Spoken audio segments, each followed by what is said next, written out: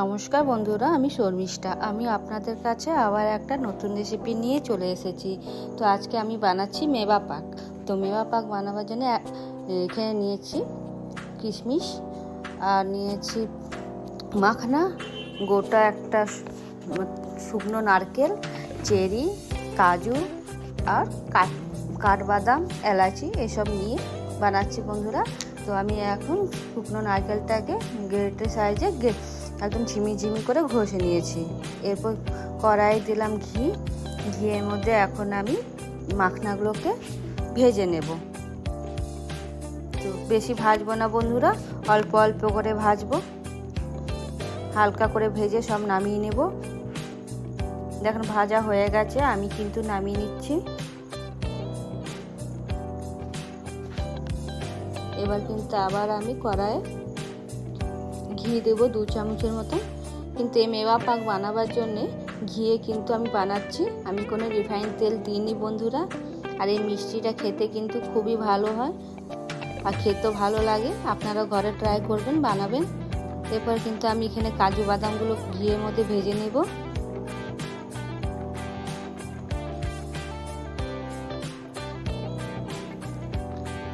এর সাথে আমি এখন কাঠবাদামগুলো দিয়ে দিলাম, দিয়ে দুটোকে ভেজে নেব, হালকা লাল করব।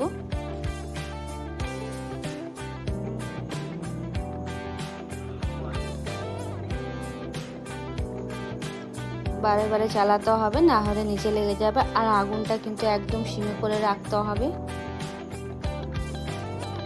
একদম হালকা লাল হলে ওটাকে এখন নামিয়ে নিতে হবে। দেখেন আমার কিন্তু বাদামটা ভাজা হয়ে গেছে।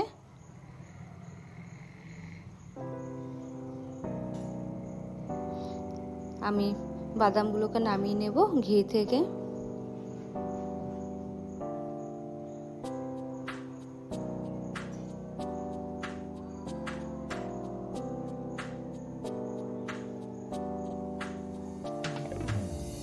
এখন যে ঘিটা আছে সেই ঘিটাতে আমি এখন কিশমিশটা ভেজে নেব।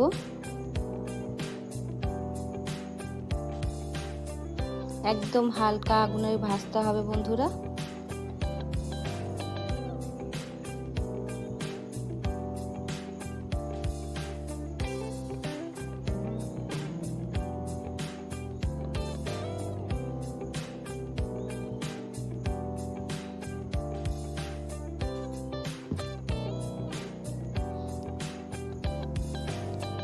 বারে বারে চালাতে হবে, আর নিচে কিন্তু লেগে গেলে পুড়ে যাবে, তখন মিষ্টিটা কিন্তু ভালো লাগবে না খেতে। দেখেন আমার কিশমিশটা ভাজা হয়ে গেছে, আমি এখন কিশমিশগুলোকে নামিয়ে নেব।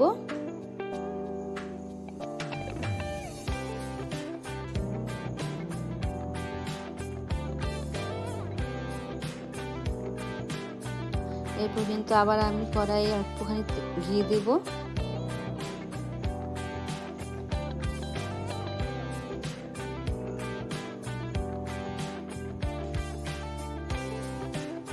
এরপর যে শুকনো নারকেলটা আমি গ্রেট করে রেখেছিলাম সেটাকে এখন ঘিয়ের মধ্যে ভেজে নেব।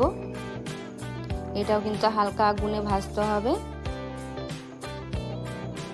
হালকা লাল লাল হলে ওটাকে নামিয়ে নিতে হবে বন্ধুরা। আর আমি এখানে কিন্তু এলাচি দিয়েছি, 4 থেকে 5 খানা এলাচি দিয়েছি।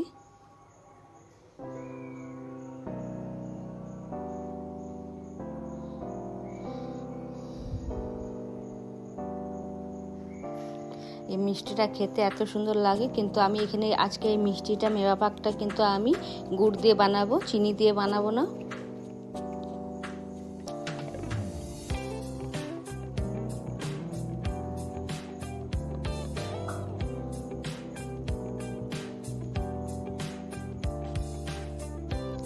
আমার কিন্তু দেখেন নারকেলটা কিন্তু ভালো করে ভাজা হয়ে গেছে।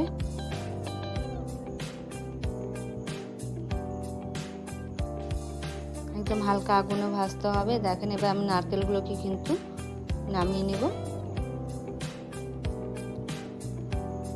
এরপর কিন্তু আমি মাখনা আর বাদামগুলো যে ভেজে রেখেছিলাম ওটাকে আমি এখন বেটে নিয়েছি। আর শুকনো নারকেলটাকেও দিয়ে দিলাম, দিয়ে ভালো করে মিলিয়ে নিচ্ছি। কিশমিশটাও দিয়ে দিলাম।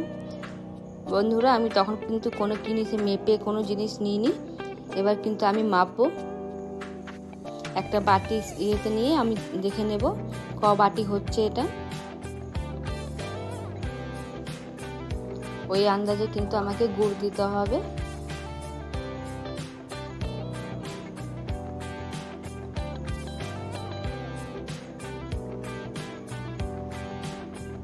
এই মিষ্টিটা কিন্তু আপনারা ঘরে শিওর বানাবেন, খুবই ভালো লাগে খেতে। এখানে কিন্তু আমার পুরোপুরি 4 বাটি হয়েছে। তো এই আন্দাজে কিন্তু আমি এখানে 2 বাটি গুড় দেবো। 1 বাটি হলো, আর 1 বাটি আমি দেখেন 2 বাটি হয়ে গেছে, 2 বাটি গুড় দিলাম। 4 বাটি হলো 2 বাটি, আর এখানে আমি 4 চামচের মতন গুঁড়ো দুধ দিয়েছি। এরপর আমি কড়াই দিয়ে দিলাম আবার ঘি, 2 চামচের মতন ঘি দিলাম। এইখানে দিলাম আপনার মগজদানা। এবার কিন্তু আমি গুড়গুলোকে দিয়ে দিলাম। এবার গুড়টা দিয়ে ভালো করে নাড়ি চাড়িয়ে নেব ঘিয়ের মধ্যে।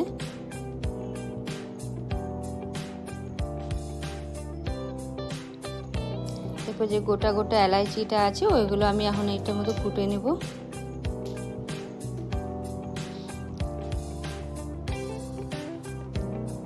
দেখেন আমি কিন্তু 2 থেকে 3 চামচের মতন জল দিলাম গুড়ে।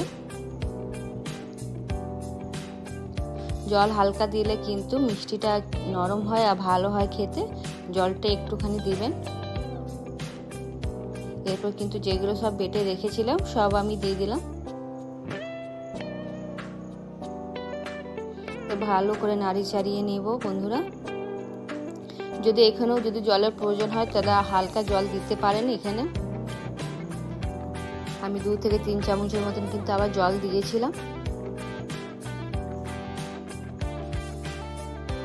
এলাচিগুলো দিয়ে দিলাম।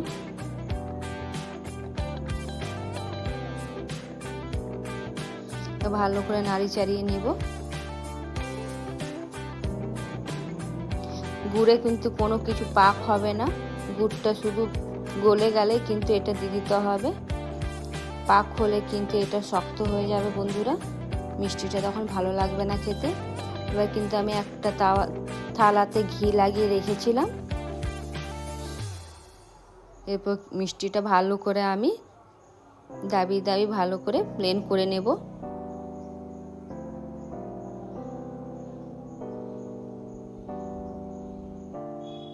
উপর থেকে আমি মগজদানা ছিটিয়ে দিলাম।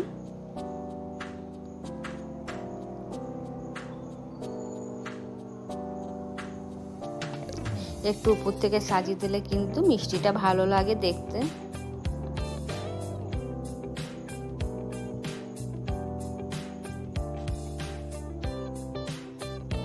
বন্ধুরা আপনারা কিন্তু ঘরে বানাবেন, খুবই ভালো লাগে খেতে মিষ্টিটা।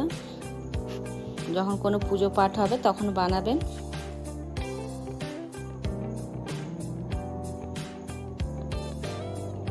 দেখেন এই মিষ্টি কিন্তু আমার মেবা পাক হয়ে গেছে। যদি ভালো লাগলো তাহলে লাইক শেয়ার সাবস্ক্রাইব করে দেবেন।